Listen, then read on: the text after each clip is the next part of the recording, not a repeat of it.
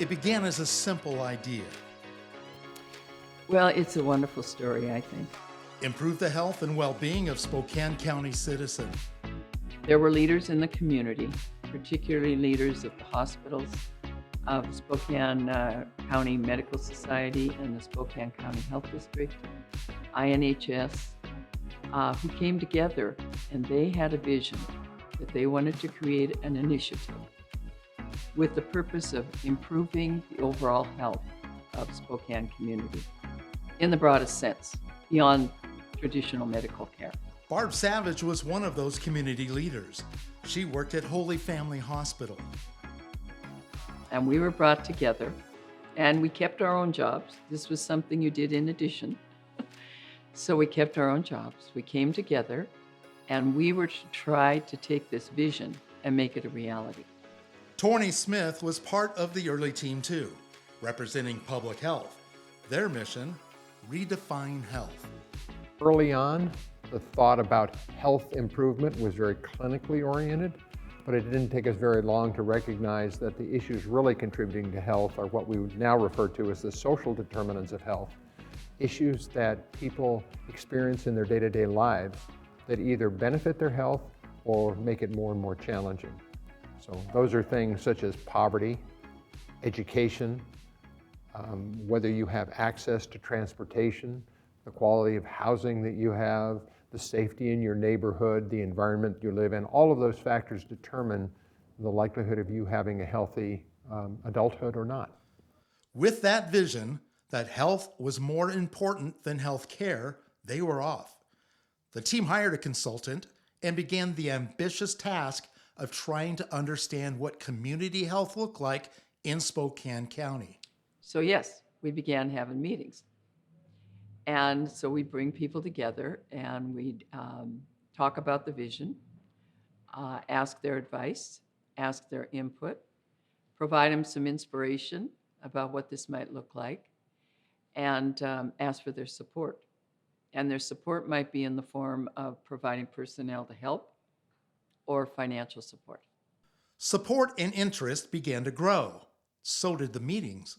I would guess there were 350, 400 people or more who participated in these large meetings that were down at the convention center to really identify priorities and figure out strategies to work on them. The community discussion and this innovative way of looking at health grabbed the attention of the Spokesman Review. Soon, it too was part of the movement. But they also designated a very special place in their newspaper where every Monday there would be a story called A Discovery that highlighted people in the community, groups in the community, partnerships in the community that were doing really good work in improving the overall health of the community, sometimes in the area of traditional medical care, but also in the areas of just health improvement. It was the early 1990s, and the team was clearly onto something. Hundreds of partners expressed interest, but what next? Well, everybody wanted to do more than just learn. They wanted to do more than just come to a meeting once a month. They wanted to see results. And so then the question was, well, how do we turn these ideas into actual measurable results? And that's really the genesis of the organization. With seed money from the Spokane Regional Health District, volunteers, and a paid consultant began looking at ways to turn what they'd learned into a plan to improve the health of Spokane. The Health District analyzed the data from hours of meetings, and Barb Savage stepped up as executive director to lead what would become the Health Improvement Partnership. She held that role for 1 year, unpaid, keeping her job at the hospital. In 1997, it was time to make it official.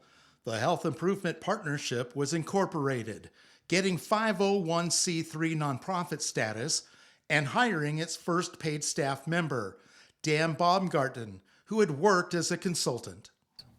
And I remember writing the first grant. I remember sitting in the office in the Deaconess Medical Center. It's a small office. 4 in the morning one morning working on this grant to SmithKline Beecham for $10,000 to do a program that had to do with adolescents. And just like that, the Health Improvement Partnership was off, slow going at first. There were so many times in those early days when I would look to next week and think, how are we possibly going to keep the doors open? It was so thin. Like, think of that $10,000 grant. $10,000 really doesn't take you too far. And yet, that was the one hope. With each new grant, HIP, as it began to be called, grew, adding staff and office space. But with growth came the realization that the name Health Improvement Partnership might be holding the organization back. Well, then, probably about 6 or 7 years into that, it became clear that that was the name was limiting us. Because even from the beginning, we had been focused on these broad determinants of health. So these social factors, economic factors, etc. So it wasn't health in the traditional sense, it was this broader view of what health could be, community health. But people, hearing the Health Improvement Partnership, they figured it had something to do with medical. And in 2005, the board approved a name change, and HIP of Spokane County became Community Minded Enterprises. New name, but the same mission of improving community health. A mission Dan and the board were constantly refining, which led to the addition of early learning as a focus. Kathy Tham as the program manager. It was expanding the scope to really talk about health in that bigger sense, and part of that was that we want healthy children, but we also want them in early learning environments that foster their growth later on. So it was the beginning of a stretch, maybe, but it fit perfectly. Today, early learning is the biggest program at CME, one of many vibrant programs working to improve the health of the community. In 2012, Dan retired, and the board asked Kathy to take over as executive director. Dan had pulled the organization through the stock market crash of 2008, where staffing got to under 25. It's now over 50. So we were at a high point right before the economy went down.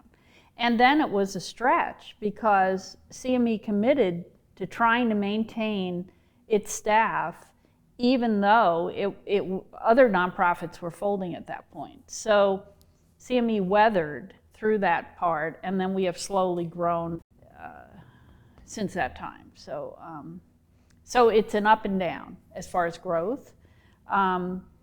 We really have focused on the services. Since I've been involved, we've really focused on our key service areas rather than developing new areas.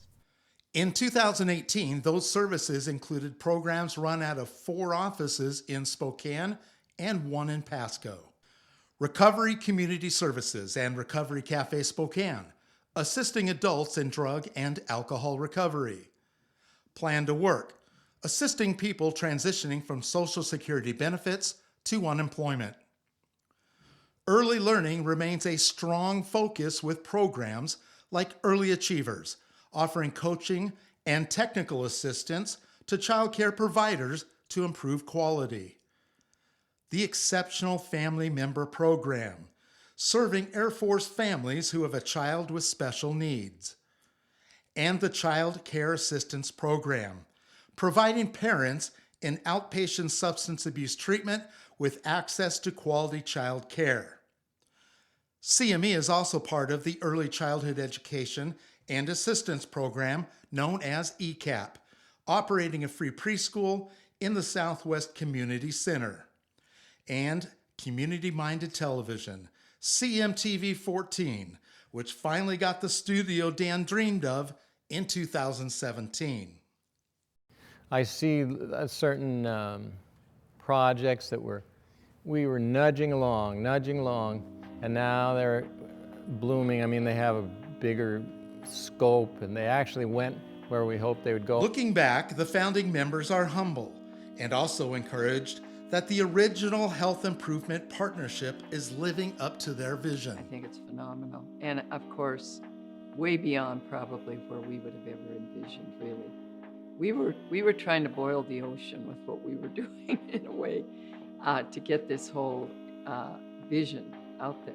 It's incredible. The reality is the need still outstrips what we can provide, but I believe this is an organization that is working in the right direction. A vision that began with partnerships, built on people, and committed to community. My wish is that CME continues to be known as the collaborator, the one that is reaching out, finding out what's going on in the community, and continually looking for synergies so that they can work with or beside or augment what's happening. And there aren't very many organizations that do that.